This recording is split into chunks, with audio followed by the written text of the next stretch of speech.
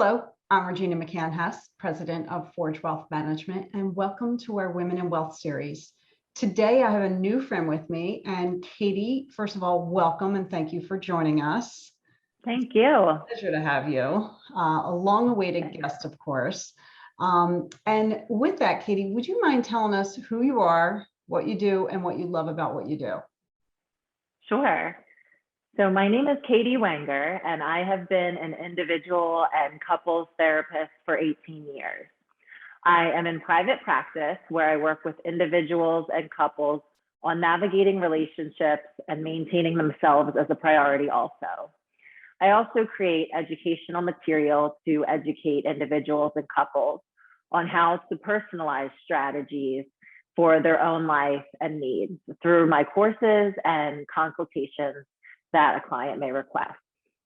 And what I love about my career is definitely the ability to be creative and tailor approaches to my clients' needs, their experiences, and their goals. And seeing positive growth in my clients that leads to peace and happiness in their life and in their relationships is very rewarding. I also enjoy continuously educating myself on new information, what my colleagues can provide to my knowledge and perspective, and what I learn about people and life as I go on. Yeah, and working in the field you do, I'm sure, it is a treasure that you do that, because there's, especially now, coming through a pandemic, people need you more than they ever have, and your expertise for sure. Yes, I agree. I think it's very needed right now, and we're seeing a lot of people reaching out for support, and that's a good thing. Yeah, it is a good thing. And the one thing that I hope that comes from this is that mental health becomes less of a stigma. Because it's okay to say, like, oh, I have a doctor's appointment today, or I have a cardiology, what kind of doctor? Oh, I'll go to, go and see the lung guy, or the, this, that, or the other thing. But if you say, oh, I'm going to see my therapist or anything like that, you get a weird look. And you shouldn't. I mean, you should take care, we should be able to take care of our mental health. It's just as important as our physical health and our spiritual health as well. Yeah, certainly. And they're all intertwined, I think. So it's important to keep on top of all of it. Yeah, yeah. Now, through the pandemic, have I guess, like with everything, things have changed as far as, how we're helping people, and, the venue that we're doing it, a lot of us are doing Zoom and things like that, as opposed to in person. Have you found much of an increase over the past 2 years of people reaching out for help, as opposed to like pre-pandemic, different needs, or has it been heightened by any chance?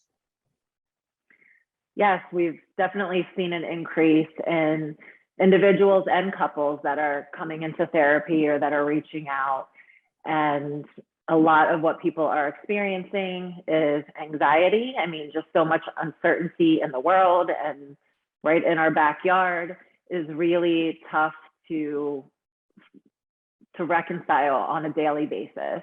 And a lot of people have concerns about their children, about their careers, and certainly about their physical health and the physical health of family members.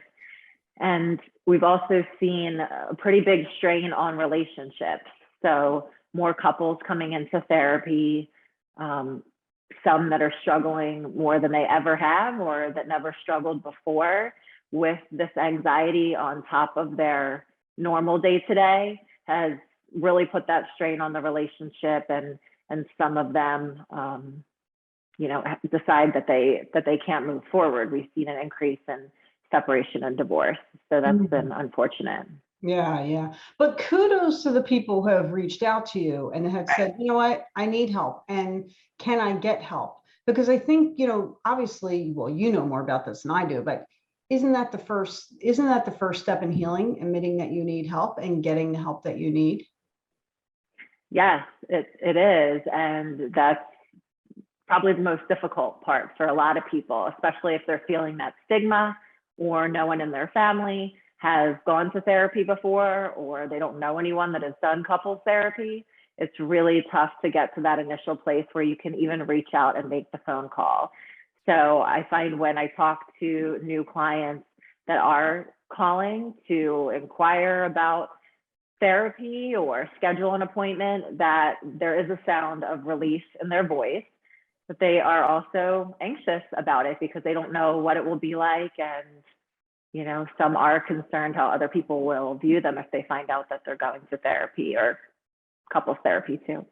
Yeah, yeah, and that's a shame. That's what needs to definitely, that we need to have a shift there. And I know just from, you know, talking to people over the past 2 years, the increase in anxiety for everyone in general has increased so much. And also isolation has been a huge problem, as well as the increase in depression because, you know, because of the anxiety, because of the isolation. And for people to get help is, you know, I think a wonderful thing when they will call you and say, you know what, I need some counseling. I need some help.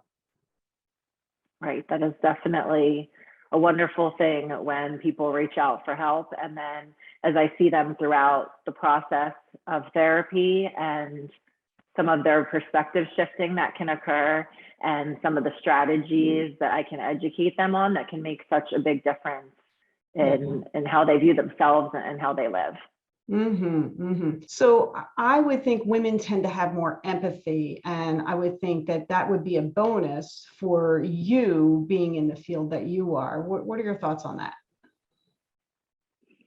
I think that individuals can see a female therapist as a source of nurturing and empathy and warmth, and that is very important to some people and can put them at ease in the therapy session.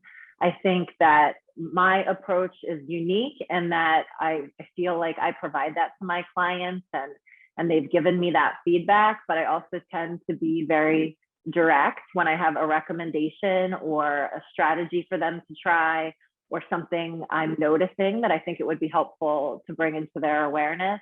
And my clients really appreciate that as well. So I try to combine those two areas into what works best for clients. That's great. That's great. Now, how about some of the challenges of being a professional woman?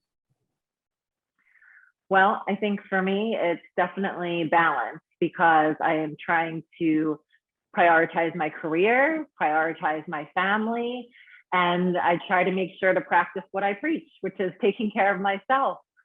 So I definitely have times where professional guilt and mom guilt can creep in when I feel like one side is getting more attention or more of my time. So I think that that is an issue that can come up pretty frequently, and you're doing that back and forth. So that tends to be pretty challenging for me. Then I try to keep tabs on where my mindset is at with all of that. Yeah, and that definitely is a challenge for sure. Never gets easier. Yeah, you think when they get older it gets easier, but then there's just different set of worries, different set of tasks. So yeah, interesting to say the least. Yeah. Okay, so let's go in a little time travel machine and think about what would your vision of retirement be? I dream about it all the time. Well, certainly it is to be somewhere warm.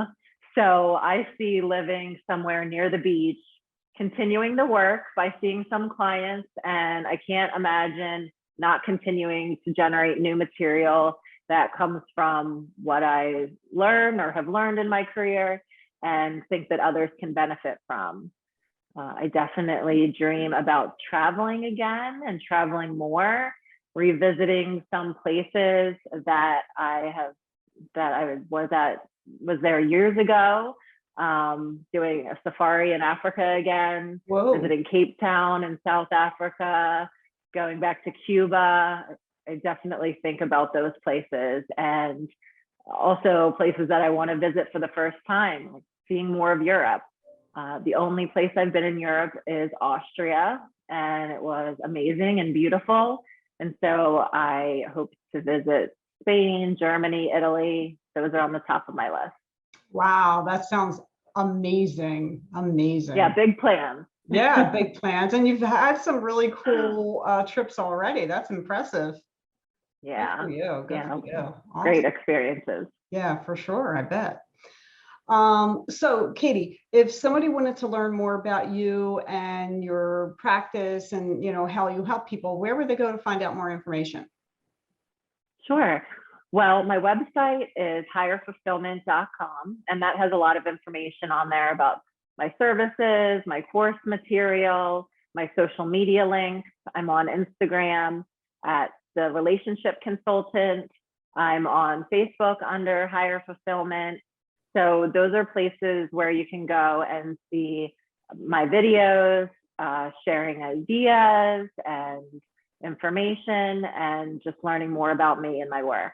Yeah, and I know you are pretty active on social media because I read some of your posts. They're actually well put together. So good job on that. Thank you. Yeah. Thanks, Regina. Yeah, no problem. No problem. Well, thank you so much for joining me. This has been a treat. I really enjoyed our time together and learning a little bit more about what you do. And, it's a great, great thing that you do. And so many people need your help. So keep on plugging away there. Thank you. Okay. And thank everyone else for joining us. We appreciate that you're spending some time with us. Again, I'm Regina McCann-Hess, president of Forge Wealth Management. My website is forgewealth.com, and I am on Facebook, Twitter, and YouTube at Forge Wealth, and on LinkedIn, I'm Regina McCann-Hess. Have a great day.